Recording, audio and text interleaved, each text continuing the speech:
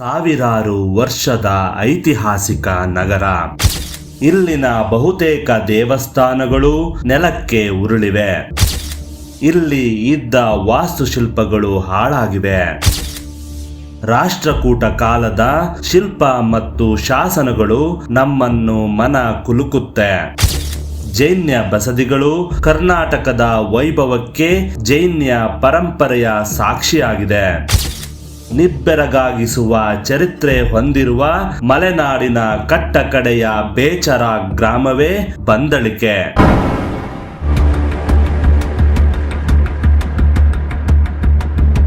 ಹೌದು, ಬಂದಳಿಕೆ ಎಂಬ ಪುರಾತನ ಕಾಲದ ಅದ್ಭುತ ನಗರ. ಇದು ಇರೋದು ಶಿಕಾರಿಪುರ ತಾಲೂಕು ತೊಗರ್ಸಿ ಎಂಬ ಪಟ್ಟಣದಿಂದ 15 ಕಿಲೋಮೀಟರ್ ದೂರದಲ್ಲಿ. ಇಲ್ಲಿ ನೀವು ರಾಷ್ಟ್ರಕೂಟರು ಮತ್ತು ಕದಂಬರ ಕಾಲದ ಶಿಲ್ಪ ಮತ್ತು ಬರಹಗಳನ್ನು ಕಾಣಬಹುದು.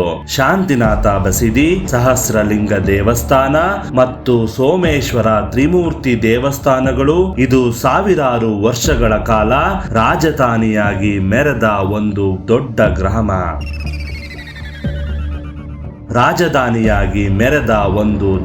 ಗ್ರಾಮ.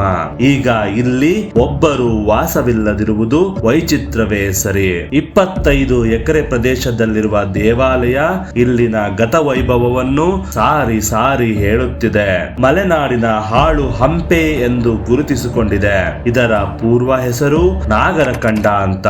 ಹೌದು, ಬಂದಳಿಕೆಯನ್ನು 70ರ ದಶಕದಲ್ಲಿ ನಾಗರಕಂಡ ಅಂತ ಕರಿತಾ ಇದ್ರು. ಇದು ರಾಜಧಾನಿಯಾಗಿತ್ತು ಅಂತ ಕೆಲವು ಇತಿಹಾಸಗಳಲ್ಲಿ ಉಲ್ಲೇಖಿಸಲಾಗಿದೆ. ಪ್ರಾಚೀನ ಕಾಲದಲ್ಲಿ ಈ ಬಂದಳಿಕೆಯನ್ನು ಬಾಂಧವಪುರ ಅಂತಲೂ ಕರಿತಾ ಇದ್ರು. ವಿಶೇಷವೇನೆಂದರೆ ಇಲ್ಲಿ ನಂದರು, ಮೌರ್ಯರು ಆಡಳಿತ ನಡೆಸಿದ್ದ ಬಗ್ಗೆ ದಾಖಲೆಗಳು ಲಭಿಸುತ್ತವೆ. ಕದಂಬರು, ಸೇಂದ್ರಕರು, ಬಾದಾಮಿ ಚಾಲುಕ್ಯರು ಹಾಗೂ ರಾಷ್ಟ್ರಕೂಟರು ಆಳ್ವಿಕೆ ಮಾಡಿದ್ದಾರೆ ಅಂತ ಇಲ್ಲಿ ಶಾಸನಗಳಲ್ಲಿ ದಾಖಲಾಗಿದೆ. ಮುಖ್ಯವಾಗಿ ಇದು ಜೈನ್ಯ, ವೈದಿಕ ಹಾಗೂ ಕಾಳಮುಖ ಪಂಥದ ಪ್ರಮುಖ ಧಾರ್ಮಿಕ ಕೇಂದ್ರವಾಗಿತ್ತು ಅಂತ ಇತಿಹಾಸಕಾರರು ಹೇಳುತ್ತಾರೆ. 10ನೇ ಶತಮಾನದಿಂದ ಈ ಪಟ್ಟಣವು ಪ್ರಾಮುಖ್ಯತೆಯನ್ನು ಪಡೆಯಲಾರಂಭಿಸಿತು. ಇಲ್ಲಿ ದೊರೆತಿರುವ ಅತ್ಯಂತ ಹಳೆಯ ಶಾಸನವು ಕ್ರಿಸ್ತಶಕ 912ರ ದಿನಾಂಕದಂದು ರಾಷ್ಟ್ರಕೂಟರ ರಾಜ ಕೃಷ್ಣರ ಆಳ್ವಿಕೆಯನ್ನು ಉಲ್ಲೇಖಿಸಲಾಗುತ್ತದೆ. ಈ ಅವಧಿಯಲ್ಲಿ ಪಟ್ಟಣವನ್ನು 10 ಮುಖ್ಯಸ್ಥರು ಆಳುತ್ತಿದ್ದರು. ಆಗಲೇ ಬಂದಳಿಕೆ ಪ್ರಸಿದ್ಧ ಜೈನ್ಯ ತೀರ್ಥವಾಗಿ ಸ್ಥಾಪಿತವಾಗಿತ್ತು. ಇತಿಹಾಸದ ಪ್ರಕಾರ 914ರಲ್ಲಿ ಸ್ಥಳೀಯ ಆಡಳಿತಗಾರನಾಗಿದ್ದ ನಾಗಾರ್ಜುನ ಎಂಬ ಅಧಿಕಾರಿಯ ಮರಣದ ನಂತರ ಅವರ ಪತ್ನಿ ಜಕ್ಕಿಯಬ್ಬೆ ಅವರಿಗೆ ಅಧಿಕಾರ ನೀಡಲಾಯಿತು ಎಂದು ಹೇಳಲಾಗುತ್ತದೆ. ಜಕ್ಕಿಯಬ್ಬಿಯವರೇ ಶಾಂತಿನಾಥ ಬಸದಿಯನ್ನು ನಿರ್ಮಿಸಿದರು ಅಂತ ಶಾಸನಗಳಲ್ಲಿ ದಾಖಲಾಗಿದೆ. 1015ರಲ್ಲಿ ಮುಕ್ಕರಸನ ದಾಳಿಯಿಂದ ಬಸದಿ ಹಾನಿಗೊಳಗಾಯಿತು. ನಂತರ ಕ್ರಿಸ್ತಶಕ 1203ರ ಅವಧಿಯಲ್ಲಿ ಭೂಪಶೆಟ್ಟಿಯವರು ಪುನರ್ ನಿರ್ಮಾಣ ಮಾಡಿದರು ಅಂತ ಜಕ್ಕಿಯಬ್ಬೆ ಅವರು ನಡೆಸಿದ ಆಡಳಿತ ಅದ್ಭುತವಾಗಿತ್ತು ಅಂತ ಕೆಲ ಐತಿಹಾಸಿಕ ಪುಸ್ತಕಗಳಲ್ಲಿ ವಿವರಿಸಲಾಗಿದೆ.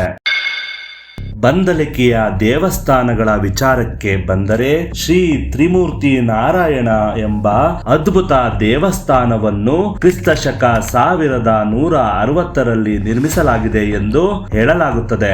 ಇದು ಚಾಲುಕ್ಯರ ಕಾಲದ್ದಾಗಿತ್ತು.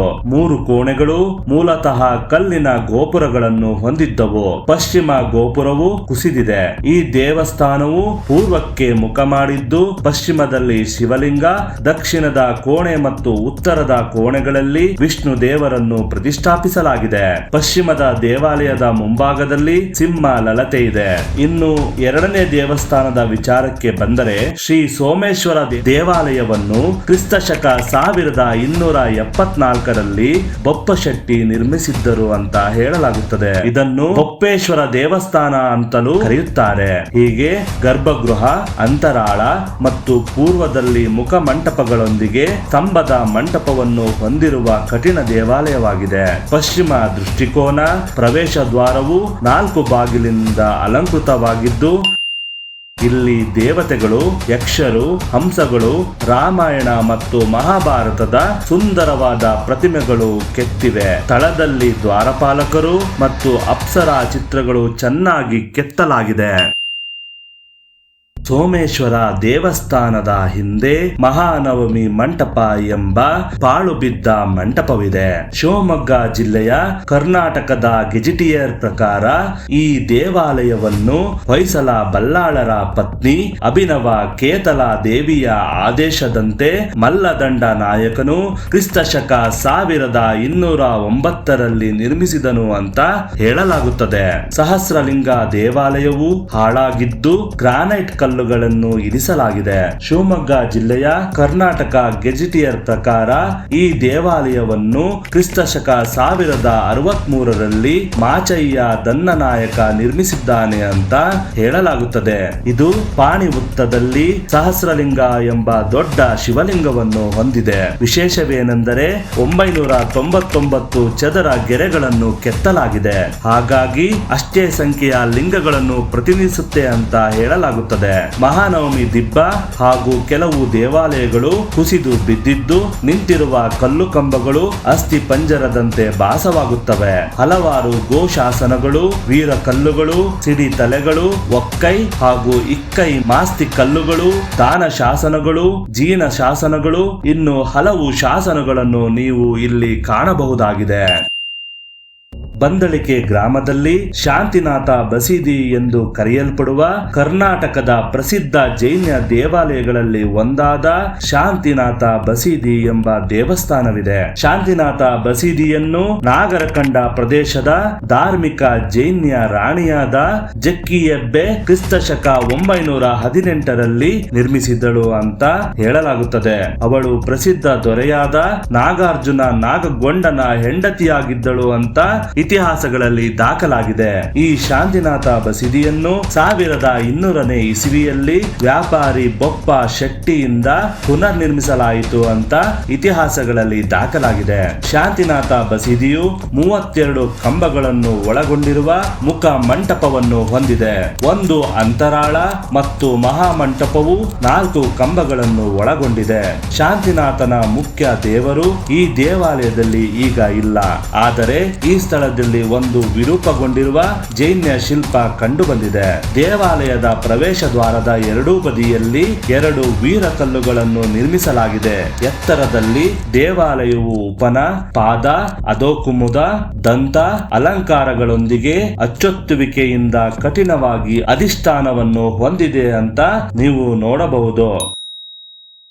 ಬಸದಿಯ ಒಳಗೆ ಮತ್ತು ಸುತ್ತಮುತ್ತ 13 ಶಾಸನಗಳಿವೆ. ಆ ಶಾಸನಗಳಿಂದ ಬಸದಿಯ ಇತಿಹಾಸವು ನಮಗೆ ತಿಳಿಯುತ್ತದೆ.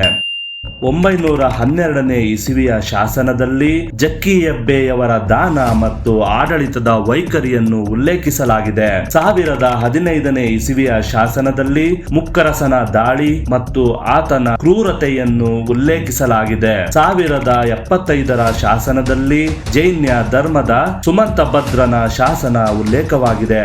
2004 ಶಾಸನದಲ್ಲಿ ಹೊಯ್ಸಳ ರಾಜ ವಿಷ್ಣುವರ್ಧನ ಅವರ ಕಾಲದ ವಿವರಗಳಿವೆ. ಕೆಲವು ಶಾಸನಗಳು ಚಕ್ರಬಂಧ ಶೈಲಿಯಲ್ಲಿ ಇದ್ದು ಅಂದರೆ ವೃತ್ತಾಕಾರದ ರೂಪದಲ್ಲಿ ರಚಿಸಲ್ಪಟ್ಟಿವೆ. ರಾಷ್ಟ್ರಕೂಟ ಕಾಲದ ಶಿಲ್ಪ ಮತ್ತು ಶಾಸನಗಳ ಮಹತ್ವವನ್ನು ತೋರಿಸುತ್ತದೆ. ಇದು ಕರ್ನಾಟಕ ವೈಭವಶಾಲಿ ಜೈನ್ಯ ಪರಂಪರೆಯ ಮಹತ್ವದ ಸಾಕ್ಷಿಯಾಗಿದೆ.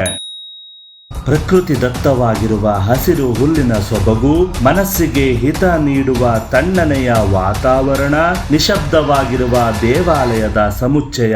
ಹಸಿರು ಹುಲ್ಲಿನ ಹಾಸಿನ ನಡುವೆ ತಲೆ ಎತ್ತಿ ನಿಂತಿರುವ ಈ ಗ್ರಾಮವು ಛಾಯಾಗ್ರಾಹಕರು ಮತ್ತು ಪ್ರಶಾಂತತೆಯ ಬಯಸುವವರ ಪಾಲಿನ ನೆಚ್ಚಿನ ತಾಣವಾಗಿದೆ. ಕುಟುಂಬದೊಂದಿಗೆ ಈ ಸ್ಥಳಕ್ಕೆ ಭೇಟಿ ನೀಡುವವರಿಗೆ ಹೊಸ ಅನುಭವವೇ ದೊರೆಯುತ್ತದೆ. ಇಲ್ಲಿನ ಬಹುತೇಕ ದೇವಸ್ಥಾನಗಳು ನೆಲಕ್ಕೆ ಉರುಳಿವೆ. ಇಲ್ಲಿ ಇದ್ದ ವಾಸ್ತುಶಿಲ್ಪಗಳು ಹಾಳಾಗಿವೆ. ಇಲ್ಲಿನ ಅದ್ಭುತ ದೇವಸ್ಥಾನವು ನೆಲಕ್ಕೆ ಉರುಳಿ ಸಂಪೂರ್ಣ ಹಾಳಾಗಿ ಹೋಗಿದ್ದರೂ ಯಾವ ಸರ್ಕಾರವು ಇದನ್ನು ಪುನರ್ ನಿರ್ಮಾಣ ಮಾಡಿ ನಮ್ಮ ದೇವಸ್ಥಾನಗಳನ್ನು ಉಳಿಸಿಕೊಳ್ಳುವ ಪ್ರಯತ್ನ ಯಾಕೆ ಮಾಡಿಲ್ಲ ಅನ್ನೋದೇ ನಮ್ಮಲ್ಲಿ ಉಳಿಯುವ ಒಂದು ಕೊನೆಯ ಪ್ರಶ್ನೆ. ನಿಮಗೆ ಸಾಧ್ಯವಾದರೆ ಒಮ್ಮೆಯಾದರೂ ಭೇಟಿ ನೀಡಿ. 1000 ವರ್ಷಗಳ ಹಿಂದಿನ ಐತಿಹಾಸಿಕ ನಗರ ಹೇಗಿತ್ತು ಅಂತ ಒಮ್ಮೆ ಮೆಲುಕು ಹಾಕಬಹುದು. ಇದಾಗಿತ್ತು ನಮ್ಮ ಇವತ್ತಿನ ರಹಸ್ಯಮಯವಾದ ಐತಿಹಾಸಿಕ ಸ್ಥಳದ ಕುತೂಹಲಭರಿತ ವಿಡಿಯೋ ಇಷ್ಟವಾಗಿದ್ದಲ್ಲಿ ಲೈಕ್ ಮಾಡಿ, ಕಾಮೆಂಟ್ ಮಾಡಿ. ಧನ್ಯವಾದಗಳು.